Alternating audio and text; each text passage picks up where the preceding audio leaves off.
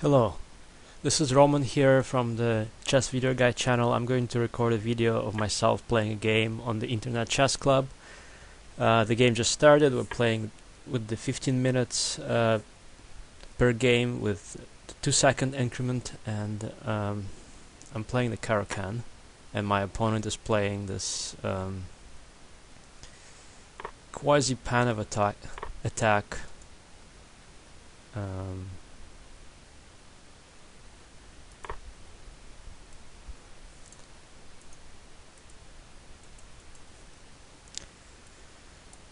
And this is a little bit strange because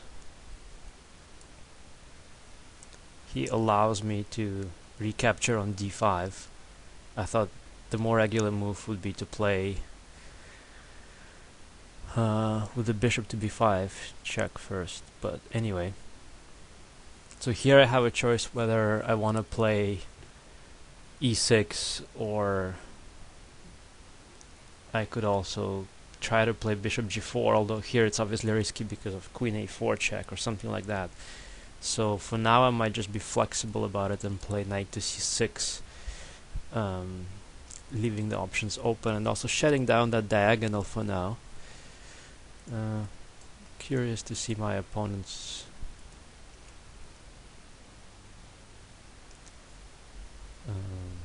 other ratings. Okay, just curiosity, mostly bishop b5. Now that is a little bit unusual in the isolated pawn positions, but I can see how this can be connected with the idea of playing queen to b3 or something like that, or pinning the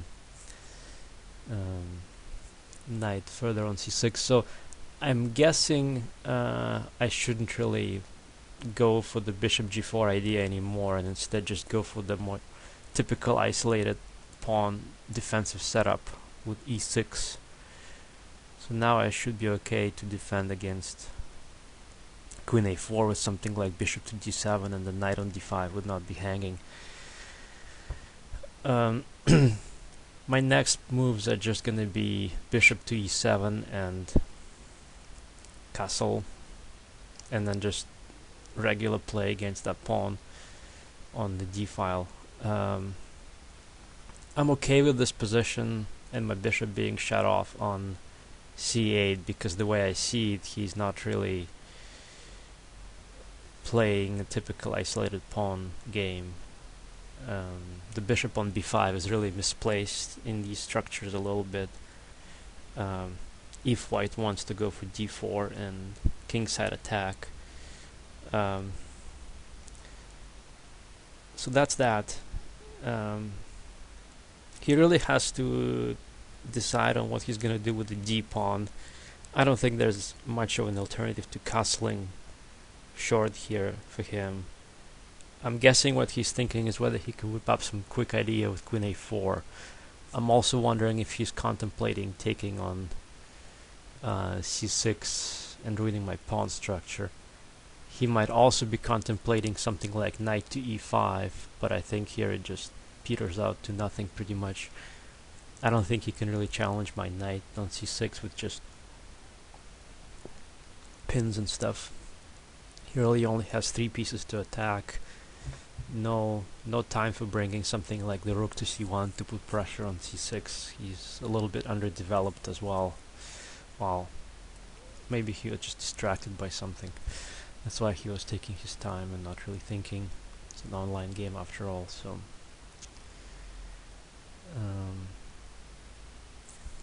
so he is switching to the regular setup. I'm guessing he is okay with just going later back with the bishop to d3 and wasting a bit of time. Or maybe he will just chop on c6 and be happy with that, but I don't think I would be. So rook e1. So he's just really playing his game here, happy that he shut off my bishop. The usual move would be something like bishop to f6, and then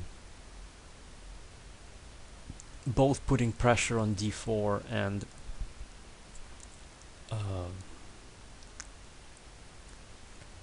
controlling e5. The only downside of playing bishop f6 is that he might be able to put the knight on e4 and attack my bishop with tempo, but I might be okay with that. Is there anything else I can do here?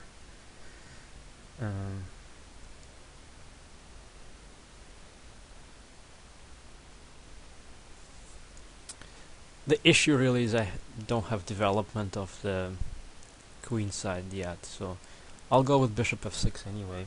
It seems fine here.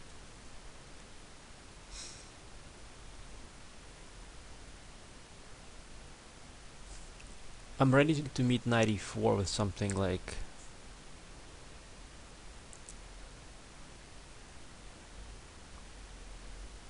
knight c to e7 maybe, and then followed by a6. I don't want to just waste time on a6 without an invitation, so to say.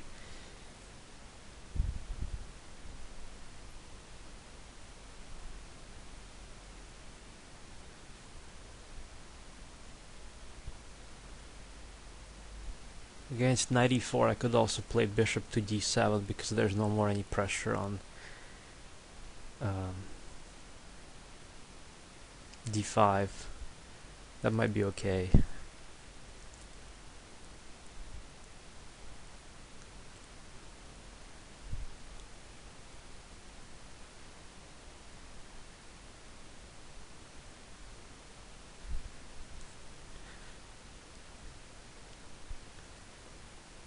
I don't really see any alternative to knight e4 for him.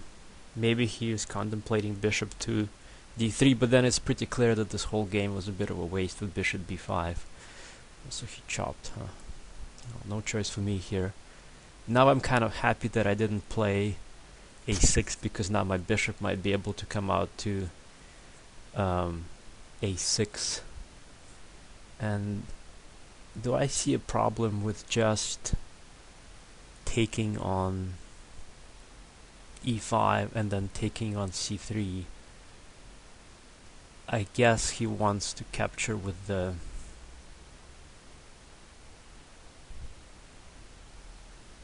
rook on e5. And kind of sit on that.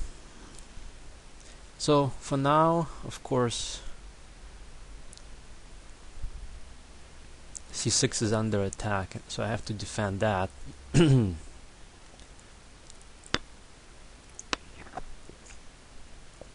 Bishop b7 appears a little passive. Queen d6 walks into knight e4, which might be coming anyway. I wonder if c5 is a move at all. Say he takes. Well, he can't take actually. Yeah, c5 might be a move because he cannot take. Then I just take on c3 and take on d1 and take on e5. So, and c5 might also be well to my advantage because I want to open up the game now that there's two bishops on the board. The other option, of course, is to chop on c3 and then play c5. I might like that more actually, a little bit, because that rules out knight e4 idea. So takes on c3 and then e5, and then c5. Excuse me. Like that. That might walk into some kind of ideas with the pin. So I should be careful. I mean, ideas with, sorry, with queen f3. Oh, I really can't take all day here. c5 though seems logical, and I don't see any direct counter indications, so let's just do this for now.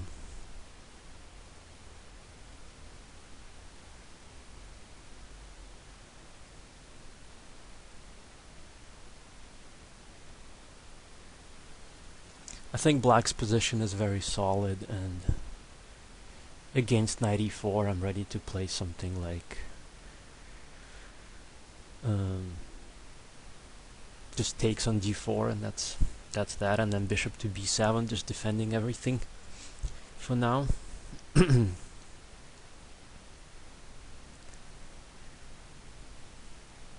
So if I can consolidate and the bishops open up, everything would be of course quite nice for black. The bishops might not open up on time because he may do something quickly tactically. I'm not as well developed as I wish I were, and the pawn on c5 is kind of hanging, so. But at the same time he was asking for c5 to be played, so that's good that I got that in. And I mean, if his bishop moves away from c1, I should be able to play rook b8 with a possibly gain of tempo, hitting on b2.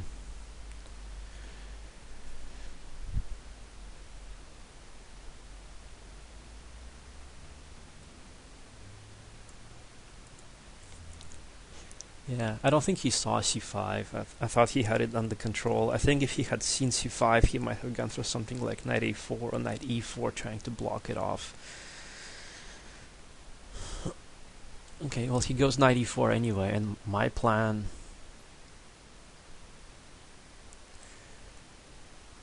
Well, my plan was to take on d4. Taking on e5 kind of takes the point out of the previous play in a way. So he takes, and now it's really up to me to play bishop to b7. No counter indication for that I can see. Are there any tactics related to knight f4? I don't really see any. There's some ideas with, I mean, knight f4 would leave his queen hanging. But I think it just all falls apart if he takes on d8. Knight c3 also doesn't work, so it would be nice if something was working, but I don't think anything is. I'll just go for two bish. Well, he has the option of recapturing on d4. Sorry, on f6, and taking away my two knights, my two bishops. I think it's just going to be fairly equal now. And taking with a queen, it seems promising in that his queen is a little bit misplaced and his pieces are hanging up in the air. On the other hand, and I feel that if I go knight f6, he might just take with the... Might just go queen h4 and pin me that way and not really fall for my idea. Maybe I should just pin his knight. On the other hand, if I do this, I'm a little bit liable to things like knight d7, even though that's of course not happening yet. But I think it should be okay, because his queen is hanging and I might have some counter ideas. My next move is rook to d8 and rook f to d8. That looks promising. That knight on d5 I think is much more stable than the knight on so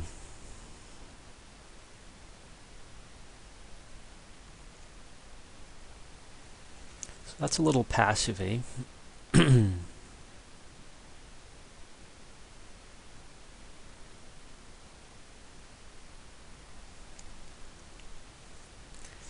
That is a little passive.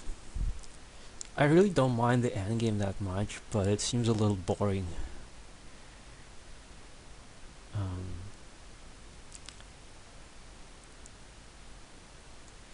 Oh well.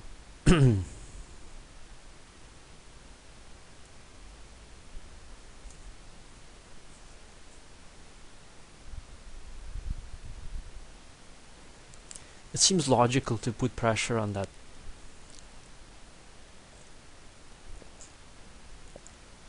knight just to see how he would defend it. I'm slightly ahead in development here, so that's promising. And also if he and my plan here ideally would be something like e5 and f6, but there's no need to hurry with that. That knight on h6 might also be possible soon, so that's another option. Otherwise, rook c8 is also on the agenda, I suppose. 1 second.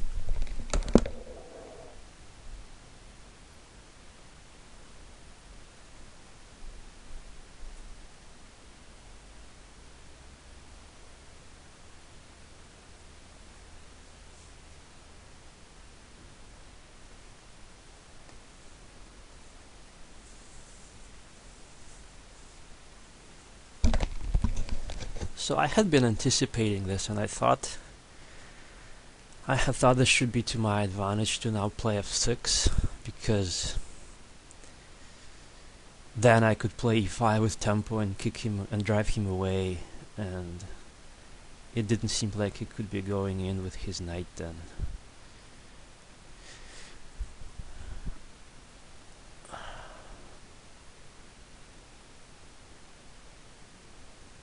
On the other hand, do I need to hurry with this? That is the other question. Or am I better off just playing something like am I better off playing? I think I'm taking too long here with all this thinking, and wouldn't I just be ruling out all the tactics by playing rook to d7 anyway? Yeah, I think that's just simpler. Don't need to calculate much. That knight on d5 is still strong. I still get to play f6 and put them and restrict his bishop, so I don't really see any downside to this kind of play. I really gotta be hurrying up though, because this is getting a little ridiculous. Position is so simple, I should be able to play it along well, but can't really get behind on time, because time will be important here. When I play f6 and e5, I will lose the outpost on d5 for the knight. On the other hand, I will get the outpost on f4, which might be just as good. Now I think he has both pieces kind of hanging up in the air. That knight on e6, sorry, that knight on d4, and that bishop on g5. The bishop is now potentially attackable with a6, with h6 or f6. It's just not very good here, I think. It's a simple position, but black has some a3, so he doesn't let me come to b4. He's not afraid of 65, but I think he should be. Where is he gonna go? Where is he gonna go? It was really a bit too late to think about this stuff right now, so.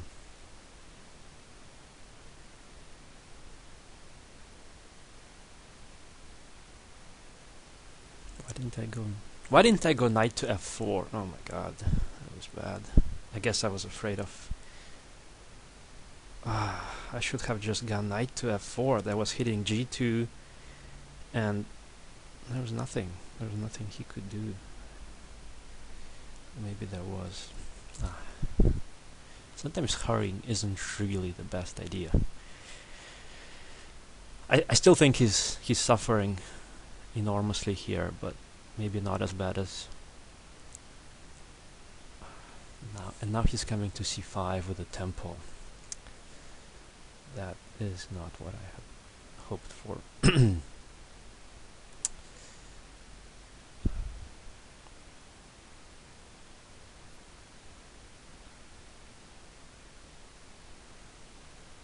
Yeah, that's unpleasant.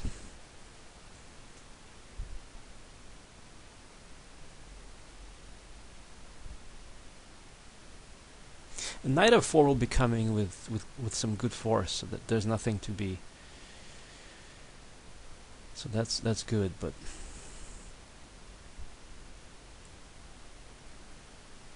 rook c8 seems like a must here. But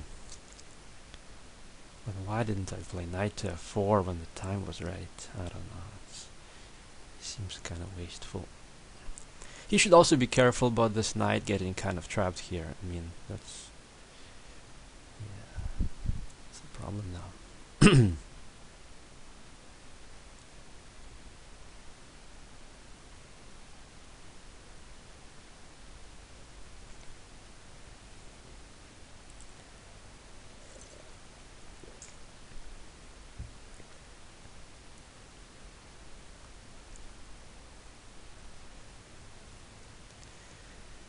Well, I still have an idea of takes, and then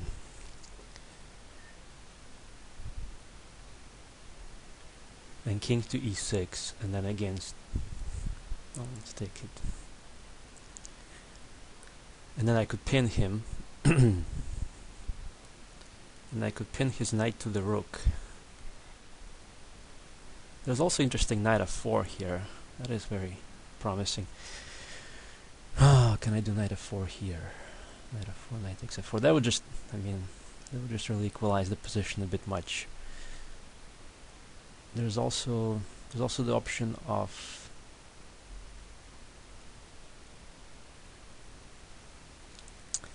rook to d6.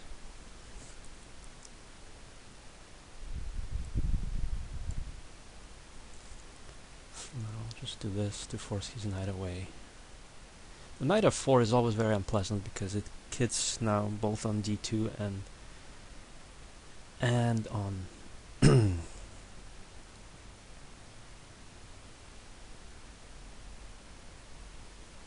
still promising.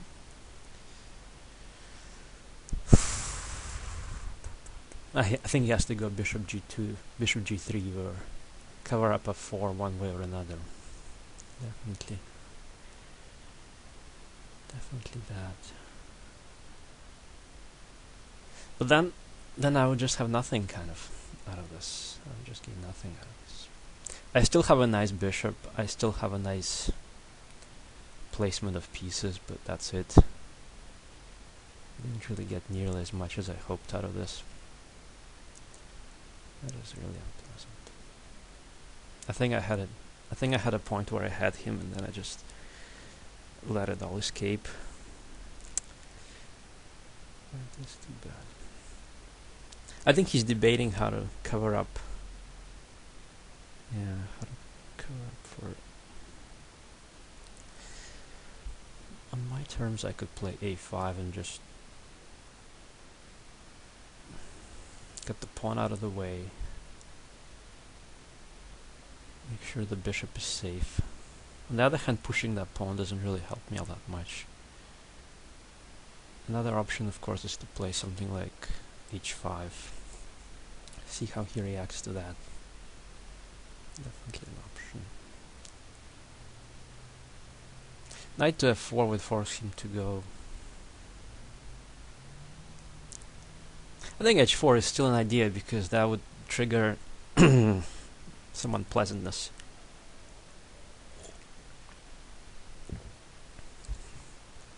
It is still an idea. The knight coming to okay, that's what he does. Well, that's logical. That's all I can say.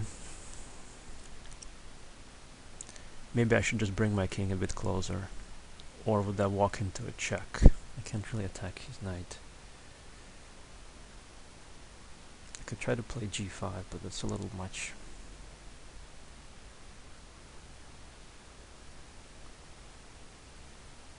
My play has really petered out. I don't really have much of a plan. What else can I do? This knight is really annoying, and it's really hard to get rid of. Okay, I have a maneuver though. It's important just to find ideas. I like the idea of playing knight to e7 and then to f5. This might do something good. While we're still stuck here in his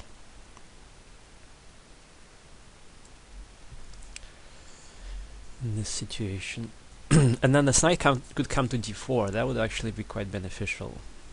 Okay, I'm giving up on the idea of trying to utilize that pin and just hitting on a slightly different idea. The knight coming to d4 would still be good.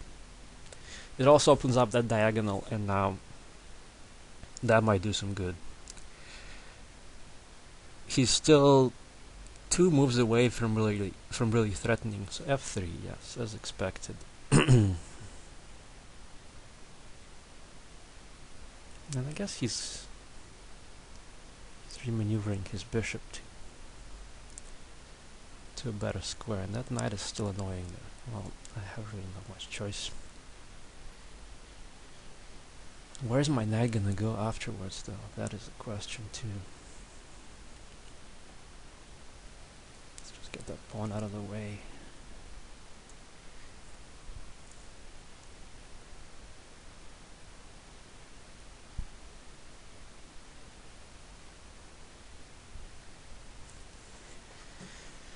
Yeah, this is getting a bit unpleasant. My king is not really getting into the game yet. Nor is his king, so that's good news.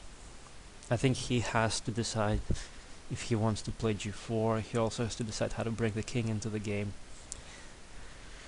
In the meantime, running really low on time. That is unfortunate. I'm not sure if I see a good way to regroup my... Oh, no, now he's really coming in. What should I have the option of playing knight to d4 and kind of questioning his setup. And this might be the equalizing, but I don't know why should I be equalizing yet. It seems unnecessary just yet. I really don't want to be playing from the point of view weakness. I think time will be crucial here. My time is low and definitely a problem. So on the bright side he has this knight on c5 that appears to be strong. On the other hand, it's a little bit vulnerable to things like, well, to the rook attacking it. By playing b4 though, he'll probably defend it and be okay. That's actually very dangerous now. My defensive plan, and I have to really think about defense here, is probably to play something like king to e7 and just to cover up some more squares. My central majority isn't really going anywhere, so that's unfortunate. King to e7 should probably be a helpful move overall, except for in some lines it might be hit by his bishop. And where's that going? And why is that allowing me to play this? Or does he have a trap? Well, he does have g4, I suppose. Not only does he have g4, he also has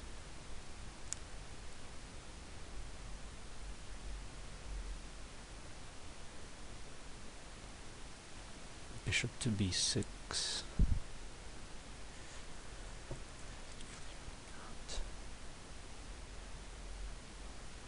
Yeah, having that bishop hit later with knight to d6 is really unpleasant. Not a big fan. Falling from knight to d4 is bad too.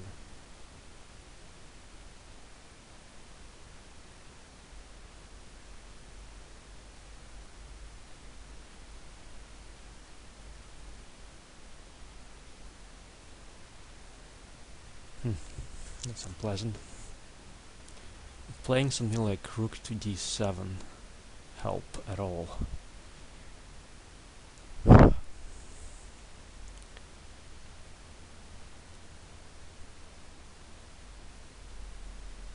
Not sure. Well, I'll try it anyway. Yeah. This has really gone wrong in so many ways. With only 30 seconds. So unpleasant. It's just gradually got unpleasant. Definitely not talking about any promising chances here. Oh well, he took that. Yeah, I can take a draw here. I don't really have any reason to object to a draw, and I have less time, so I guess I can't really. Okay. So that is a draw. I mean, it's logical here because opposite color bishops and I have less time and nobody really has a decisive advantage, but I feel that he should have really pressed on with more time and nicer piece coordination, but not a terribly exciting game, but a useful lesson nonetheless. I feel that here